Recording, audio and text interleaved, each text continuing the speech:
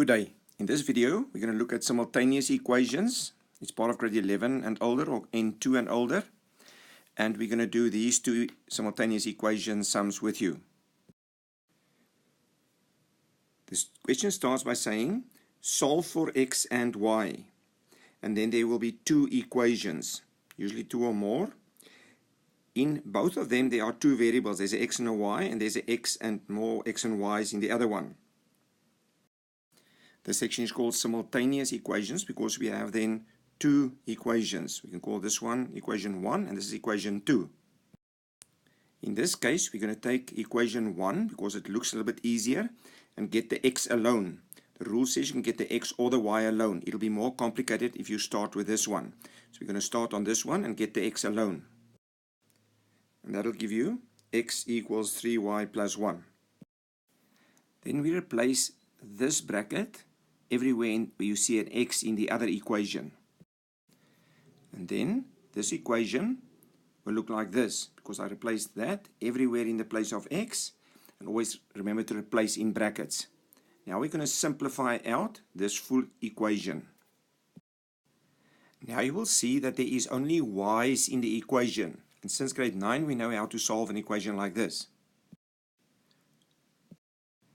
Just to make it more easy, I write two brackets in the place of that square, and I take that y and move it to the front.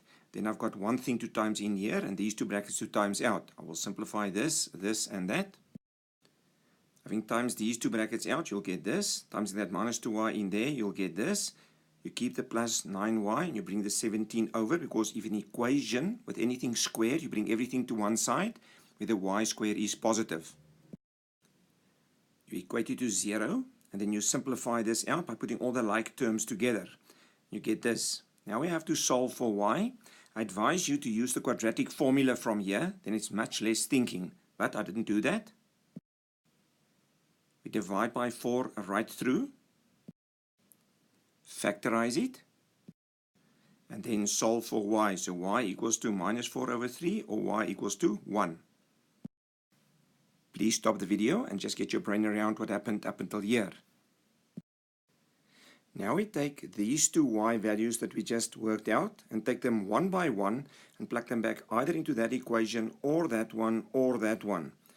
Any one of the three will work. I usually go for this one because I've got my x alone already and I now have my y. So I rewrite this equation and I take this y is minus 4 over 3 and put it in the place of the y and work out my x. Like I said, we substitute it in, and we get x equals to minus 3.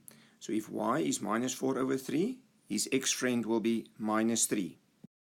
Now there's different ways to write it. I just like writing x equals to minus 3, y equals to minus 4 over 3. Some people like to write it in a coordinate because we will use it on graphs later. Not important now. Now we take the y equals to 1 that we haven't used. I take it. I plug it into any one of those three equations I showed you, substitute it in to get the x value. So we substitute it in the place of the y, and then we get x equals to 4. So if y is 1 in these equations, the x will be 4. Then you just give them the final answer. If x is 4, y is 1, or you can write it as a coordinate if you want to. Now we solved for x and y, and the sum is over. This part is optional, that's for yourself. If you want to check if these answers of yours are now right, you go back to any one of these three equations and you just plug these values into it and see if the left hand side equals the right hand side. I just wrote here, the left hand side is x minus 3y. I substituted this x is 4 and the y is 1 in the place of x and y. And it says equal to 1, and that's the same as the right hand side. So these numbers work on this equation. And you can do the same with the other two numbers. This we never write unless they force us to. But you can take your calculator quickly and just check it if your answer was right. Or just leave this last part out. I'm just going to summarize it quickly. It says here solve for x and y. We have two simultaneous equations. Both have two of the same variables in them. The first thing we do is we get the first one of them. We decide which one is easier. Get the x or y alone. Plug that x value and replace it into the x of the other one. Simplify that equation. And then you keep going until you get the value of y. Then when you have those y values, you plug it back into any one of the three equations and you get your x values. And if you want to at the end, you can check.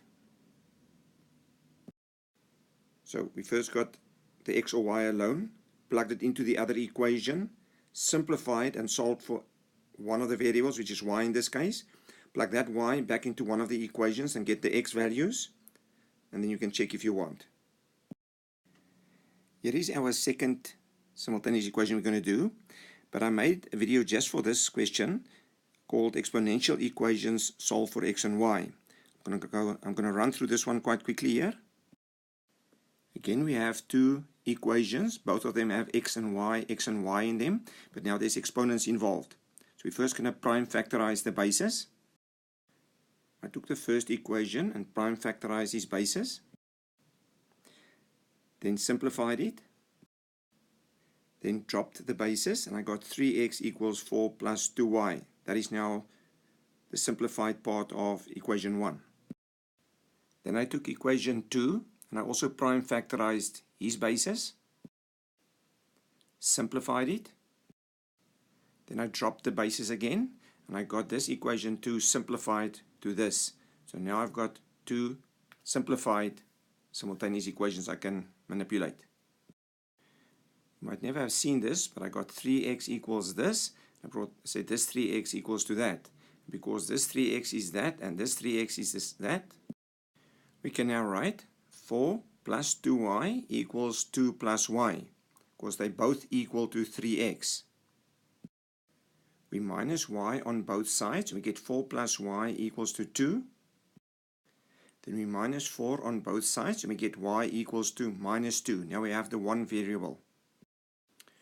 We now take this y and plug it back into either that one, or into that one, or I'm going to plug it back into this one because it's smaller. You can also plug it in here if you want. So I rewrote this equation here. I'm going to put that minus 2 in the place of y. Then I simplify it, and you get x equals to 0. So y will be minus 2 and x will be 0 in these two equations solved simultaneously for x and y. We can just write x equals to 0 and y equals to minus 2. But you could have stopped over here already. Now you can check it by plugging this 0 and minus 2 into any one of this or this equations. This is just written in Afrikaans. So it says check. I took my left hand side, that 8 to the power of x, and plugged the 0 into it, and I got a 1. I took the right hand side there, I plugged the minus 2 into it, and I got also 1. If this 1 is equal to 1, it means that my two values that I worked out is right. Please stop the video and get your brain around what happened over here. Please indicate whether you liked or disliked the video, and subscribe to the channel.